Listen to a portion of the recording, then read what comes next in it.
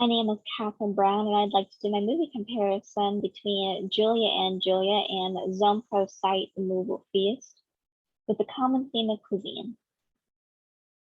Starting with Julia and Julia, it was released on August 7th, 2009. It's set in America, specifically the Brooklyn area of New York. It's a romantic comedy drama, and it's based on a blog by Julie Powell called the Julie/Julia Project, which was started in 2002. It was then adapted into a memoir years later as Julia and Julia, My Year of Cooking Dangerously, which was then combined with Julia Child's own autobiography, My Life in France. And the box office, it made $129.5 million US. It stars Amy Adams, Meryl Streep, Stanley Tucci, and Chris Messina. And it has a 77% certified fresh rating from Rotten Tomatoes, with Streep's performance being rated very highly. In Julia and Julia, frustrated writer Julie Powell, played by Amy Adams, sets out to cook and blog about all of the dishes in Julia Child's book, Mastering the Art of French Cooking. All 525 of them, in 365 days, in an attempt to escape the drudgery of her day job, which centers around processing insurance claims made by and related to the survivors and victims of 9/11. This was 2002.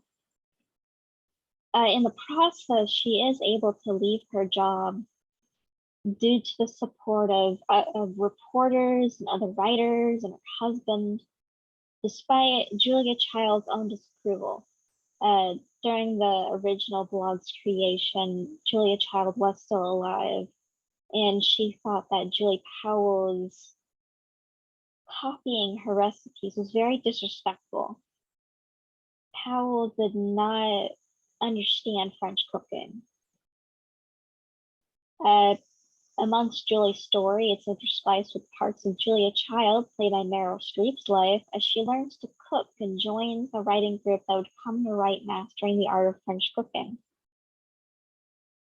showing the trials and tribulations both women shared, despite leading totally different lives in totally different time periods in totally different parts of the world. Moving on to Zone Pro Site The Moveable Feast. It was released on August 16th, 2013. It's set in Taiwan. It's a comedy drama, though arguably it could be a romantic comedy drama.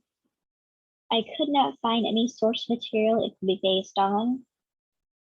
It made, in the box office, it made 305 million NTC, or over $1 million US.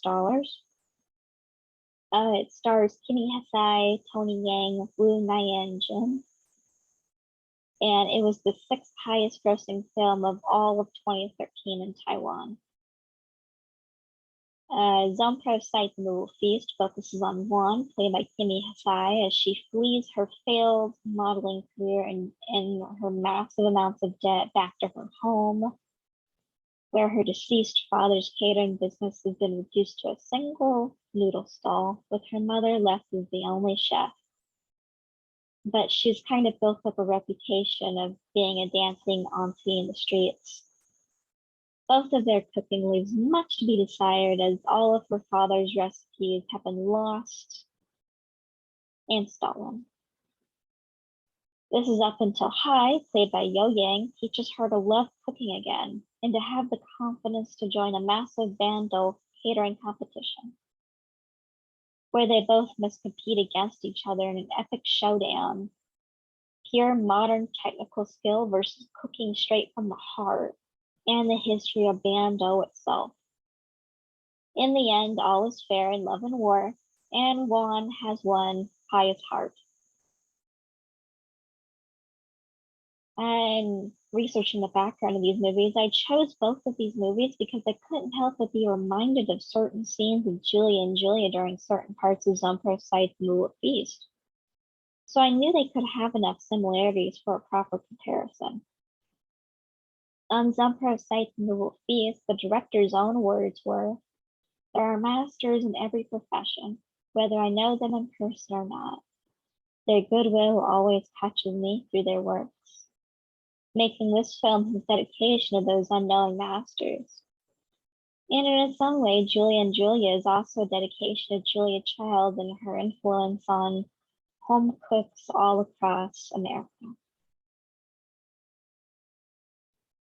This is going to go on for a little bit, but in similarities, Zumpro cites the rule of feast. Juan wanted to be a model. Her parents didn't support this. Julie wanted to be a writer. Her mother didn't support this.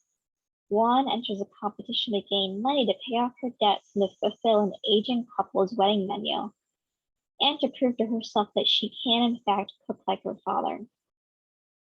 Julie creates her blog to prove that she is still a writer and to hopefully gain willing readers who want to see her material. Juan constantly compares her to her father's before realizing that she can do so much more than what her father wanted her to be. Julie is constantly comparing herself to Julia before realizing that the Julia she made up in her head was way better than the real Julia. Her husband actually defends her version of Julia by saying if the real Julia hated what Julie was doing, then she wasn't worth looking up to. Juan is living in Taiwan during an economic boom, which is why catering was on the downcline.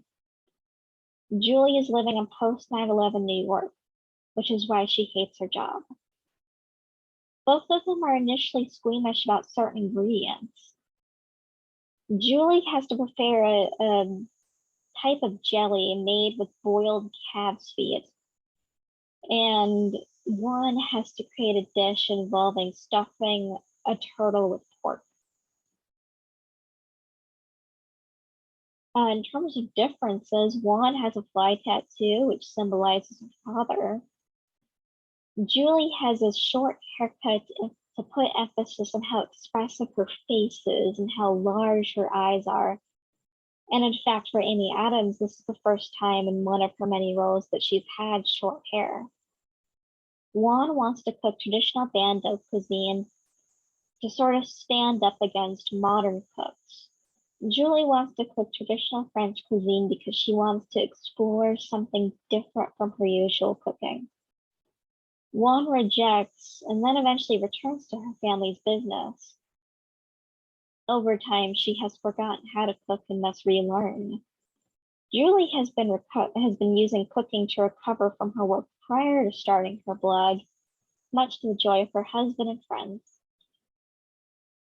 Juan encounters famous chefs, both evil and benevolent, along her quest to become a chef, such as Master Silly Mortal, Hyde, Master Ghost Head, and Master Fly Spirit's own Ghost.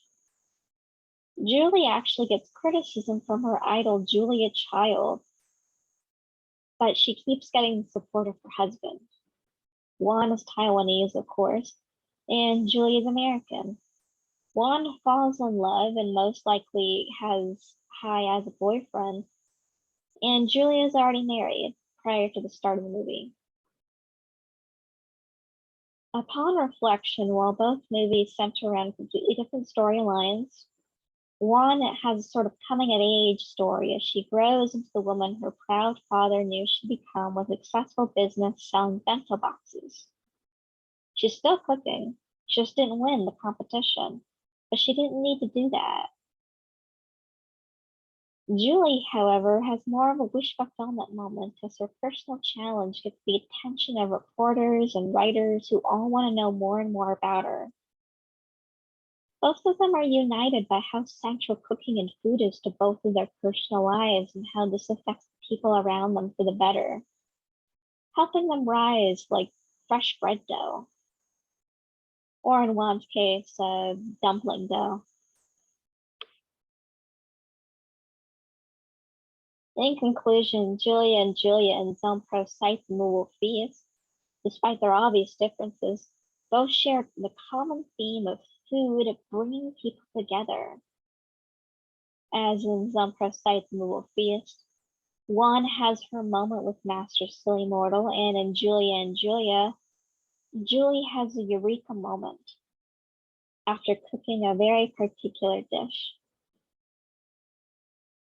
By cooking and sharing food with others, you are also sharing a very important experience with them.